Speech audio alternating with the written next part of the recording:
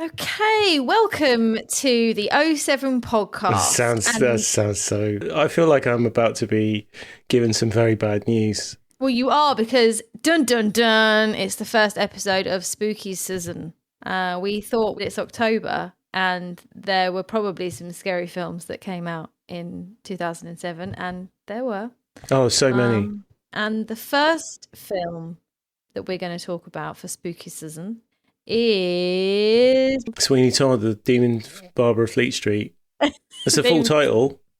It is the full title. Yeah. Yes, the Tim Burton, Johnny Depp, Helena Bonham Carter, the golden trio of quirky filmmaking, goth filmmaking, let's call it. Famously, Tex Tay and a few other people saying, "I endured that." So you hate watched this film? Yeah, I'm very sort of mild-mannered when it comes to film. Like, for instance, look back to I Am Legend. You were pretty anti I Am Legend. I was like, nah, it wasn't amazing, but I still had a nice time watching it. Whereas this film is up there with a very visceral reaction. Yeah, I'll say. I'm going to be fair to the film. I don't think it's the film's fault. It is Sondheim. Yeah, I actually remember getting the DVD. I don't know why I asked for the DVD for Christmas, but I did, because I loved Tim Burton films and I loved Johnny Depp. So you asked for the DVD before you'd seen the film? Yeah, I don't know why. It's mad, isn't it? Mm. And I was really excited to watch it because I was like, this looks great. It's a musical. It's Johnny Depp. It's Tim Burton. I'm going to love this. And I turned it off, and I have detested it since. But I didn't realise it was Sondheim that I didn't like. It was only until I started watching Into the Woods, another Sondheim musical, when I realised, oh, this is the same horrible, twangly, discordant sound that I didn't like about Sweeney Todd. And then I realised I didn't like Sondheim musicals. So yeah, so on watching this, I actually really didn't want to watch it. Yeah, I got that. You made that very clear. And I realised on the original viewing, I had turned it off when he starts singing to his knives that he calls his friends. And that is very early on in the film. Who's he? He is Sweeney Todd, the demon barber, aka Johnny Depp. Yeah. Todd would Razorhands. Todd would Razorhands, indeed. Just like he even says, like, I've got the ends of my arms back, I've got my hands back, or something. I don't know. Yeah, there's definitely lots of little nods to, as Tim Burton often does, lots nods to Scissorhands and other iconography. But yeah, but less about me. What more about you? Yeah, I'm going to talk up the merits of this film, but I don't think there's any convincing of either of us that we like this. Whether or not it's good or not is entirely subjective. Yeah. And this is why critics annoy me, is because they'll pick a film like this and get behind it for reasons. They've all got different reasons. I'm gonna emulate some of that a little bit here, in so far as I thought technically I liked the production. And that is a nice way of saying I thought it was a big pile of shit. Editorially and sonically, I didn't enjoy it much. But I was just watching it, firstly thinking, this sounds bad. And it's not just that you can't realistically and reasonably expect actors to be singers or to be able to sing. It's not that. It's more that, as you pointed out, and I've never noticed this, I don't, and I've been to see a Sondheim production in real life, only one as far as I'm aware, but it is very discordant. That's the perfect summing up of like what this sounds like. It's all over the place. And I like, you said that I don't like musicals, and that's not strictly true. I like films with good music in them and good songs. We could talk about Tangled. But Yes, versus Frozen. But yeah, this sounded bloody awful. It looked amazing, I thought, but it sounded terrible. as you made me realise that that's the style of Sondheim, and it works in a live production kind of setup, but it does not work in cinema. It's funny because when I was moaning about it, you were like, you quoted me like, I love musicals, I'm a big fan of musicals, and I was like, I just don't like Sondheim. And it reminded me of going to see, there's an improv show called Showstoppers. Yes, and have you seen it? no, I was improving. Oh, you egg. Sorry. And it's a group of very talented actors who get together in like somewhere in the West End. I can't remember where it was. And the audience call out like themes, settings, and they've got a whole formula. And then they improv a show. And every single section is like in the style of. And in that, I went to it with my friend Rach. Shout out Rach. And someone said like this section in the style of Sondheim, and when it's being sent up, it's so funny because it's like picks out all of the things I flipping hate about it. Yeah, it's just that constant like just all over the place, just awful and repetitious as well. I'd never realised until watching this, and I'd never seen this film before, by the way. I didn't watch it in 2007, and so this was the first time I watched for me, and it was troubling, but it made me just look up Sondheim and like try and be more familiar, and I was like, oh yeah, that's his thing. I was thinking about West Side Story, and then I started to fixate on how much I suspected that Johnny Depp wished he was Beetlejuice. If there was ever a Beetlejuice prequel, I think it would have been Johnny Depp in Sweeney Todd. Interesting. He looks amazing. Like, you know, that is a strong look. You know, everyone looks great in this. The sets look great. It's all, you know, physical, practical. There's a lot of like stuff to hang on to and chew. And that was really good. But yeah, God. It's a bit of a slog. It is a slog. Okay, so Sweeney Todd, the Demon Barber of Fleet Street, is an adaptation of a Stephen Sondheim stage musical, directed by Tim Burton, starring Johnny Depp, Helena Bonham Carter, Alan Rickman, Timothy Spall, and Jeremy Bowers.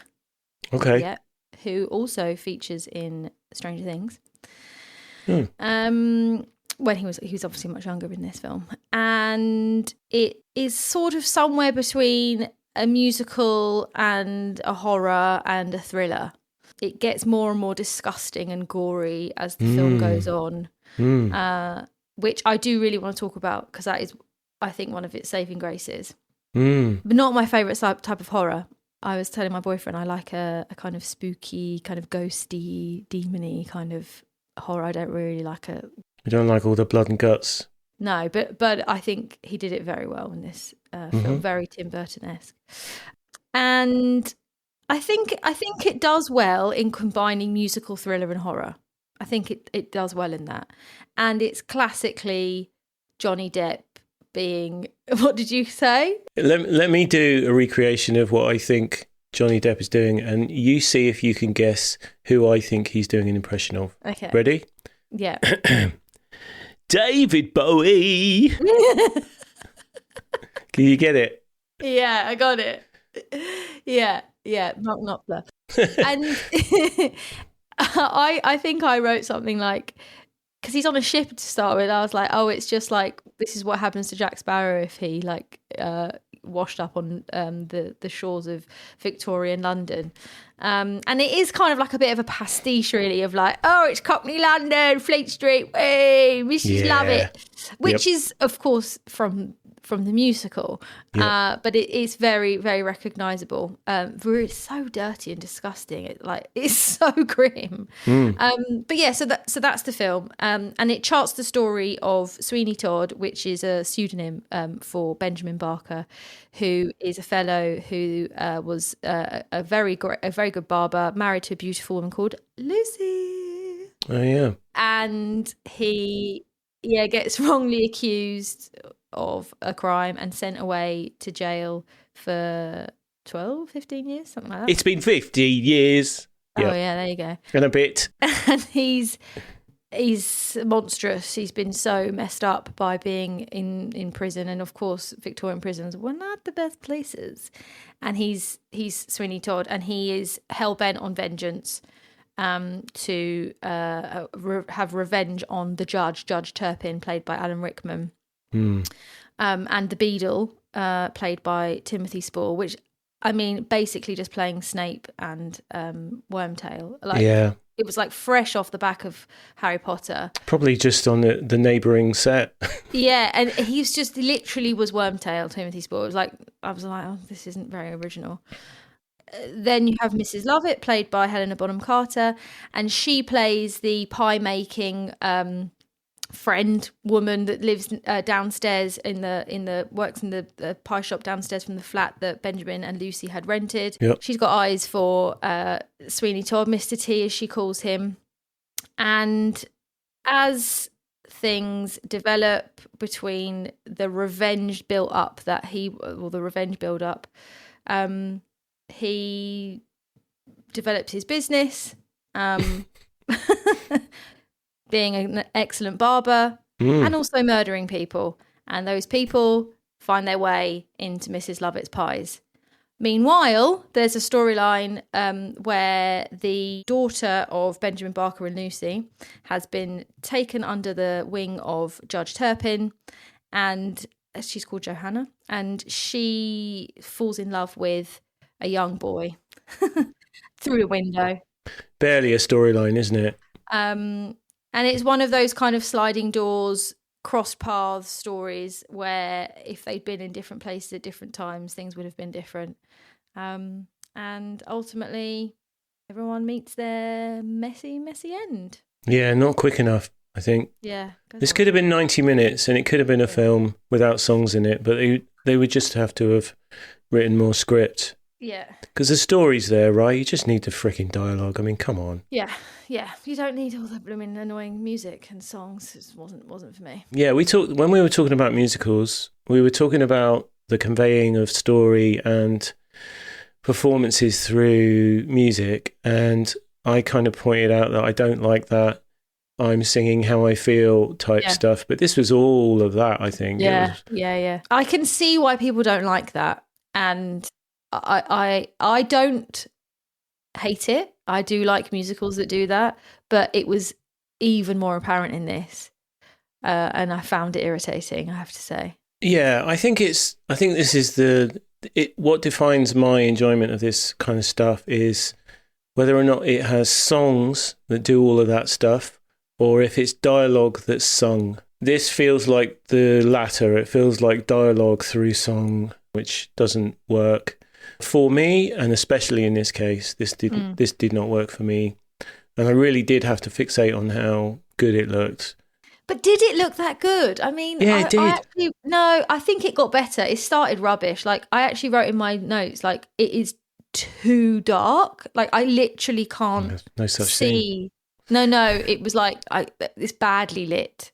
Like, this is too dark. I really like all of that desaturation stuff. Really? Yeah, because it makes the blood pop. It really made me want to watch Sleepy Hollow. Yeah, that's a good film. Yeah. Which is almost black and white. Yeah. Except for all the gory stuff. And I get why he did it, because it had to contrast with the flashback to how lovely his life was before. Yeah. Also, so nice to see, like, fresh-faced, plump-cheeked Johnny Depp. You know, in the flashbacks to Benjamin Barker, I was like, oh, the years have not been good to him. I mean, he's not been good to the years, I guess, but yeah. I think the years have been all right to him. It's just that he's really gone for it. He looked sort of like he did in the early days. I like the fact that this was like one of a series of performances that were just, mimicking various musicians, right? You had Keith Richards / Mick Jagger.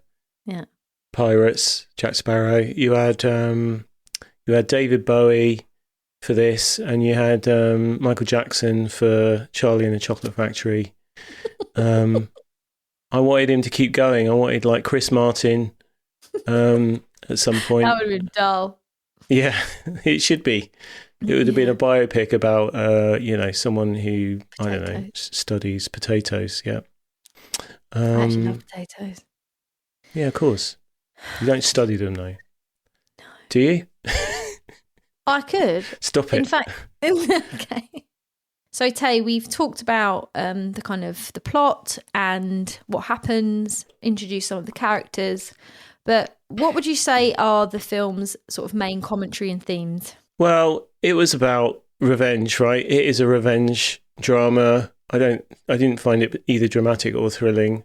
I thought it was effective at like dressing up as a horror film. But I outside of like revenge and desire, there didn't seem to be a whole lot going, under the bonnet of this film, I think. Even the shaving wasn't that great, if I'm honest. I know we're getting off topic, but when they did that shave off with Sacha Baron Cohen, that guy that he finished shaving, he looked like he had a 5 o'clock shadow. He was either incredibly swarthy or it was a bad shave. Don't think he should have won that. Talk about sliding doors. I mean, that was a hinge point, I think, in this film. Could have gone in any number of ways. So thematically, I didn't get much more from this other than revenge and like the sheer drive of Sweeney Todd. Johnny Depp talks about him saying he's dead, like he's dead inside. He's died years ago, either in that prison or, as a result of his wife being killed, asterisk. And he does that well, I think. Like, all he's there to do is just murder people. And, everyone, pretty much everyone gets it. So, yeah, revenge and just a desire to kill some folks. And also just to pass the time, it seemed sometimes. Well, I mean, I think one of the drivers, aside from Judge Turpin, was he hates London. He sees London as this hit. He says, like, there's a hole in the world and it's da-da-da-da-da. Yeah. And so he sees everyone as something to get rid of, to be removed, to as vice. Yeah. Which is jokes because then he's a murderer. That's like Christmas shopping. That's how I feel in town. Well, at least you haven't got cockroaches climbing out of your pies. That's so disgusting. He's so good at disgustingness, isn't he, Tim Burton? Tim Burton, yeah. Yeah, just thinking back to Beetlejuice and just things crawling out, and it's just like, so grim. So have I missed anything in terms of themes? I think it's quite interesting, the Mrs. Lovett angle. She is obsessed with Benjamin Barker, aka Sweeney Todd. And of course, as you said, you referred to his wife being dead in asterisk, because we later find out that she lived the whole time. So the story goes, Mrs. Lovett tells him that Lucy poisoned herself, that she died, and that Joanna was taken off. Baby Joanna was taken off by Judge Turpin, but actually she lived and she ended up penniless, and she is the sort of beggar woman. I mean, it's very obvious that was who it's going to be. She's the beggar woman that you see throughout the film, and she obviously lies to Sweeney Todd because she's got the hots for him, and she sings. There's a song about her dream of them getting married and having a life by the sea, and it's so fantastical. I actually really loved that part of the film. I thought that was great. Me too. It was beautiful. I loved how grumpy he looked. I know, and he looked like Edward Scissorhands, just sort of sat there doll-like, not moving. I thought, obviously, Edward's a bit more innocent looking, but that same kind of just inhuman positioning of his body, really great. Yeah. And it's that, he's not interested in her at all. She's a means to an end, really. She's sort of providing the space for him to do his evil work in. Yep. But there's an innocence to her sort of infatuation with him. She sees him as, a chance to have some sort of freedom in some way, which is was the reality for women in those days. And obviously, I think she refers to her husband before having died, and so that's probably why she was living in sort of dire circumstances, making disgusting pies, because that's all she could rub together. So yeah, I think that's an interesting theme, that kind of the position of women in Victorian England, their requirement for a man, and it didn't really matter who. Yeah. There's also the theme of sort of motherhood and childhood wrapped up in that, with the little boy that she sort of takes under her wing.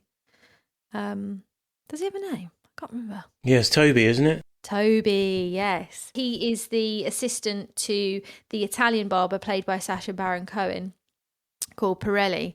But what are we saying about Sacha Baron Cohen's Italian accent? Oh, God. It is the Woke 7 podcast after all. Yeah, I don't know. So Sacha Baron Cohen seems to get away with this because half of his career is about doing accents. I thought it was an accent. It definitely didn't sound like Sacha Baron Cohen. Didn't sound like any Italian person I knew. So, you know, it's fine. Is there anything to save this film for you? Yes, there are things to save. Like I said, I think my distaste for the film was nothing to do with the film itself. It was everything to do with the score. Yep. And so, being a Tim Burton fan, his recognizable style, his nods to his other films, that I just wrote, like, he just is the ultimate goth. His films are like the ultimate in gothic. Opening with that spooky organ music, the styling of Edward Scissor, the styling of Sweeney Todd, Helena with her hair. That's just. I mean, I looked at her and I was like, she would just actually wear that outfit in real life. Yeah, I was like, that's probably just out of her wardrobe.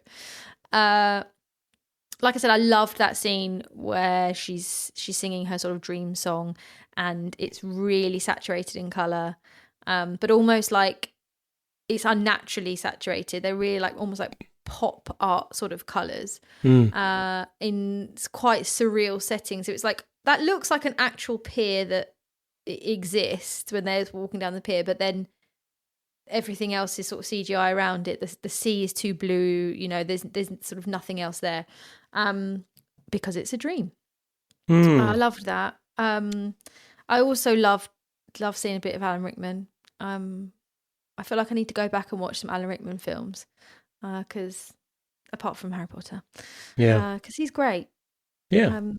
Thought that was awesome. Yeah, the costumes, the setting, the Tim Burton aesthetic, loved. So yeah, there are some saving graces. I didn't completely hate it.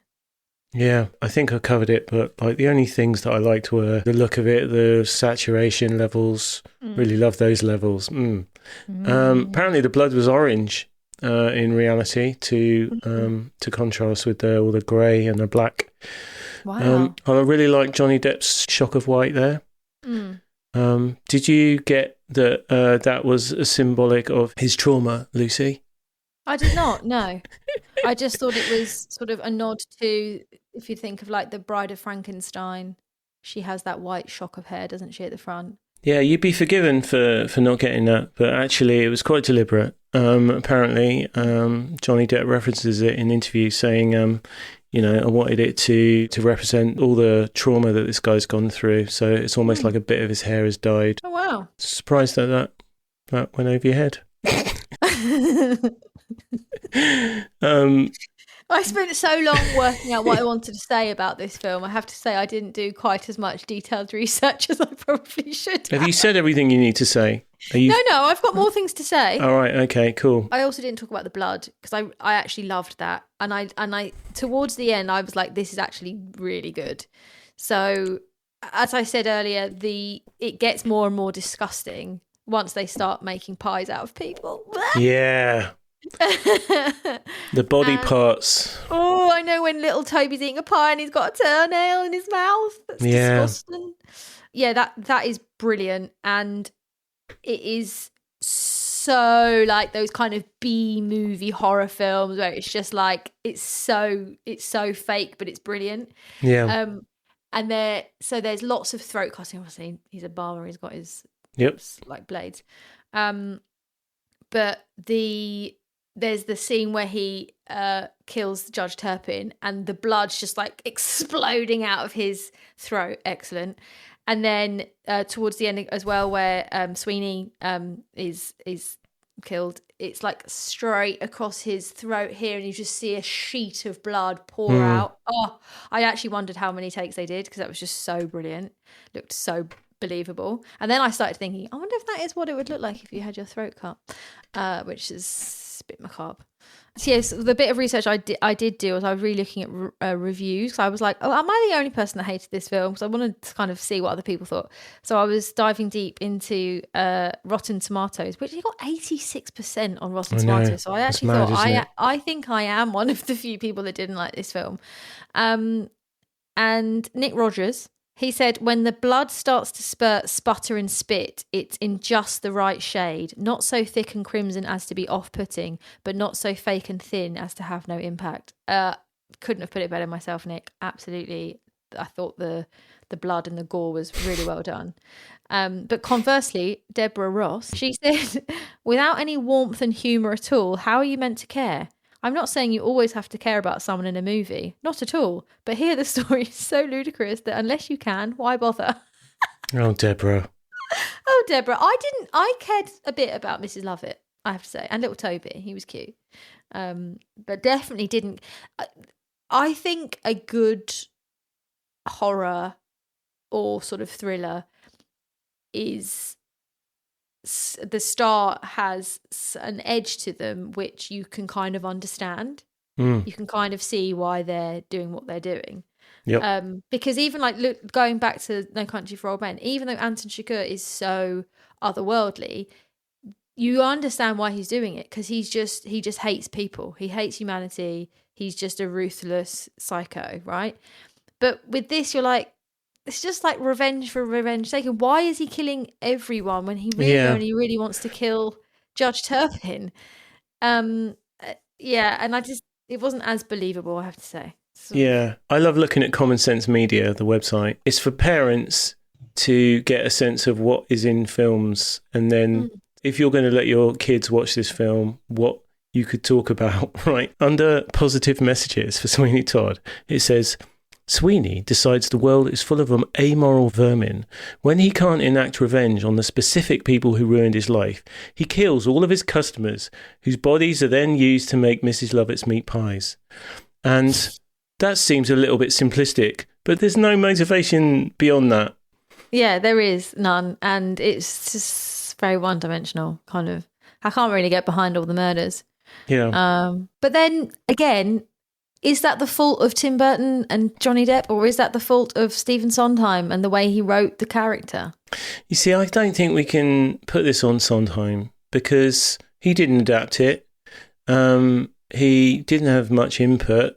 He was all for cutting it down, because, you know, he's not a massive fan of like filmed musicals. So, you know, he didn't care that it wasn't 3 hours long. But I think, you know, Tim Burton is the helmsman here. He needed to helm this more helmingly. I don't think we can put this on Sondheim, even though his music is not to my liking. Yeah, but he wrote the songs that tell the story, and he wrote the character. And if the songs that tell the story don't help to shape the character, I know that there is some responsibility on the director and the actor, obviously.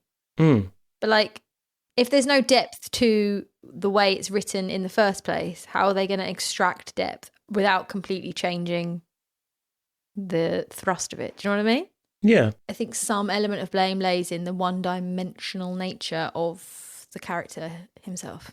I'm going to refer to Common Sense Media again. This is the thing I love about Common Sense Media, is that they give you, they suggest things to talk about with your kids if your kids are going to watch this film. They say, talk to your kids about...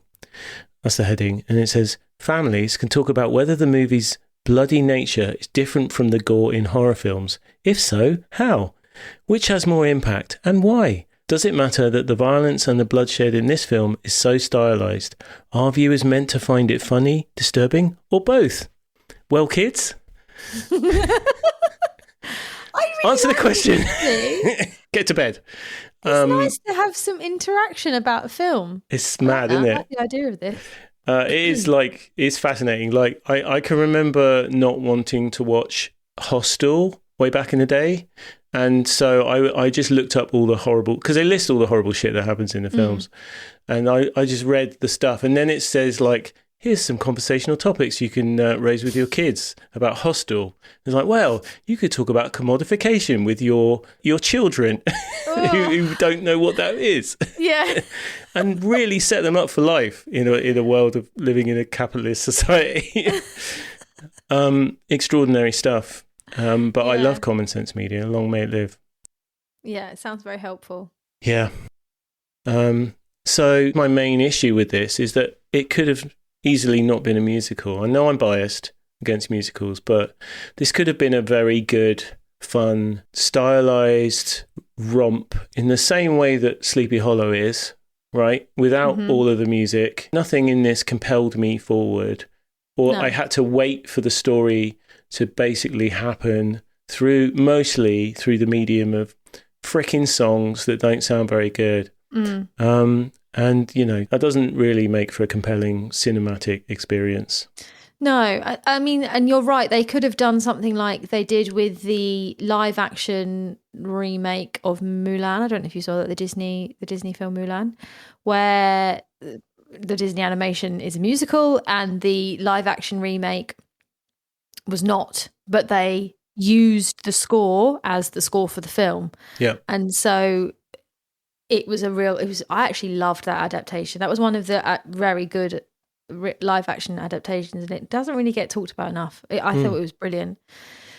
And so they could have done something like that, where the Sondheim score was in the background but not sung in that way. That would have been good, actually. Yeah. But maybe Tim Burton just wanted to make. Maybe let's look this up. Why did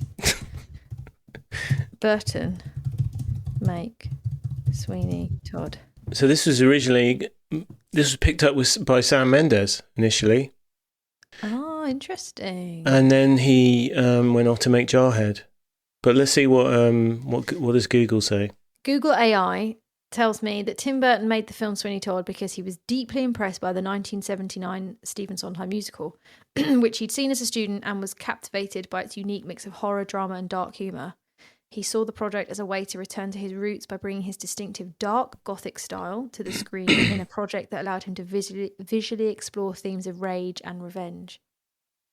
I mean, he's not unfamiliar in the musical world. I mean, if you look at like the Nightmare Before Christmas, Danny Elfman. Yep. Yeah. Obviously Charlie and the Chocolate Factory. Yeah, the songs are a bit rubbish in that, they're rubbish in that, yeah. Okay, so we've kind of established what we think of this film. But Tay, obviously you said you didn't watch it at the time, so what would I rate it? Yeah. What would you rate it? Oh, I'd be torn between giving it a 2 and a 3, because 2's a statement, isn't it? And 3 is this was my problem when I would give a film. If I had to review a film back in the day, I gave it 2 stars. The review would soften the rating. So I'm like, oh, it's not so bad, actually, when you think about it. Actually, it's the best film ever. 2 stars. So I think 2 stars is too much of a statement. So I would give it a 3. But I would, rely heavily on the achievements of the look and feel of it, but not the sound. This is so weird, right? Tim Burton described this as like a really visually fascinating silent film, which is weird, but I actually think that the format of that would work better for his adaptation. Like, I would have liked this more. I would have been more interested in this as a really gory, super stylized, almost silent film than. I think maybe I just need to turn the sound down. Yeah, maybe. You saying that, I'm actually thinking it would lend itself to that because it's so exaggerated. However, I really don't think the studios would have allowed a silent film to be made. Obviously, we had The Artist, which came out in 2011, a few years after this. But even since then, we haven't. I can't think of any other mainstream silent film. Yeah, it's been Like, a while. yeah, so I just don't think it would be possible. And then, of course, because it is a musical, presumably Tim Burton thought it was sacrilegious to make it into something. He might not have even considered it, but it's an interesting take. I'd like to see that, because you could make it even more gothic. Yeah. Yeah, it'd be great. I'm thinking like Nosferatu vibes. Yeah, it'd be a nice kind of mix of the really old school style slates, those slates that used to tell you how you're supposed to feel. Yeah, yeah. And convey any dialogue that you couldn't be bothered to have performed. Yeah. It's not like Depp has a huge range in this film. He has the same face throughout the whole film, which I think is the point. You didn't need the dialogue to get that. No. So, Yeah. And actually their makeup is very silent cinema style, really like black and white.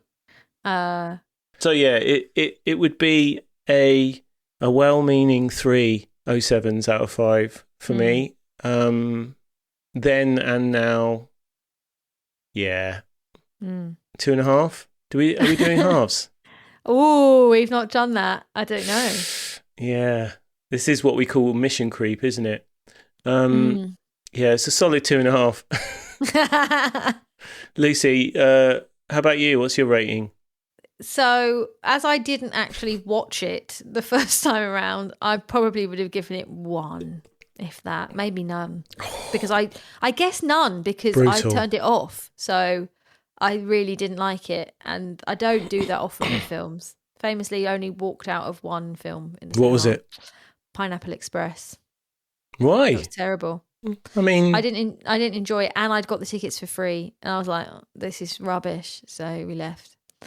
wow. So yeah, 0 then, and maybe I think I might have to give it like more than 1. Yeah. I didn't. There are bits that I could say were good, so maybe 2.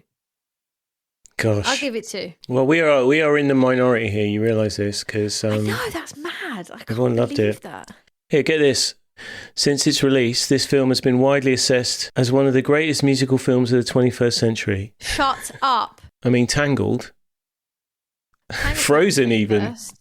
Tangled came out in the 20s. Exactly. It's not as good as Tangled. Yeah. And as you say, yeah, Frozen, but Tangled forever. So, fun fact. The film used over 20,000 gallons of fake blood during production. And many of the throat-slitting shots were achieved with prosthetic neck appliances containing concealed blood pumps. That was my question about that gushing blood. Yeah, practical. Yes, so gross. David Fincher wouldn't stand for that, would he? He'd be like, digital blood, 600 takes until you're all insane. It won the Academy Award for Best Art Direction for Dante Ferretti and Francesca Lo Schiavo. Well done, them. Johnny Depp was nominated for Best Actor, and it was also nominated for Best Costume Design. That's insane. Atwood. I mean, the costume design, yeah, okay, fine, but Best Actor? I know. I can't believe that then. So that was up against, like, No Country for Old Men. Daniel Day-Lewis for There Will Be Blood, George Clooney for Michael Clayton, Johnny Depp for Sweeney Todd, Tommy Lee Jones for In the Valley of Elah, and Viggo Mortensen for Eastern Promises. Wow. The barber chair's trapdoor was built to function in real time, dropping a dummy body through a chute for the bakehouse scenes. And yeah, that was like, talk about insult to injury. You just had your throat slit and then you basically like get crushed by your own body weight. And somehow Alan Rickman survived.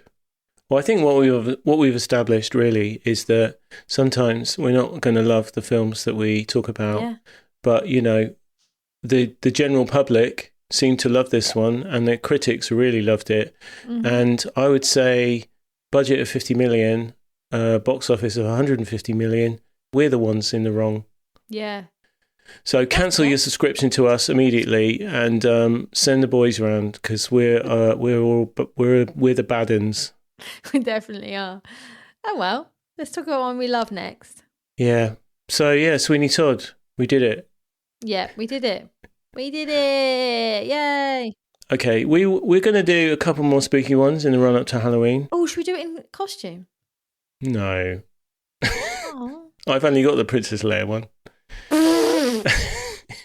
Those pictures are not going. That's paywalled.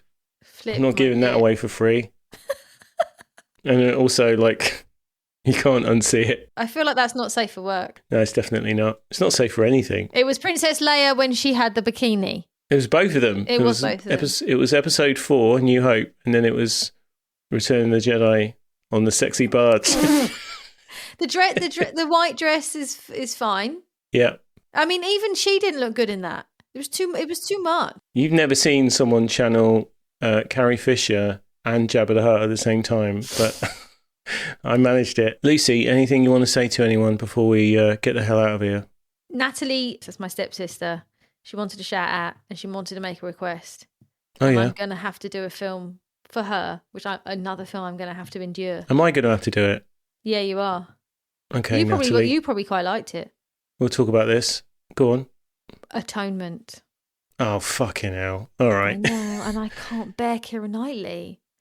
So I'm going to do it for her. I'm going to do it for her because I said I would. So we're going to do Atonement. It's on the list. It's on everyone's list of like films we should definitely do. Yeah. Okay, fine. God, I even read the book as well. I was not impressed. No. Great. I'm going to start stretching. So Nat, yeah, we'll do that for you, babes. Yeah. Folks, thanks for listening to us do our best to talk up the merits of Sweeney Todd. Shout out to whoever it was who told us to do that at gunpoint. And I think it was Warner Brothers. We will see you hopefully next week. Lucy, say goodbye. Goodbye. Bye-bye, Lucy. Bye-bye, everyone.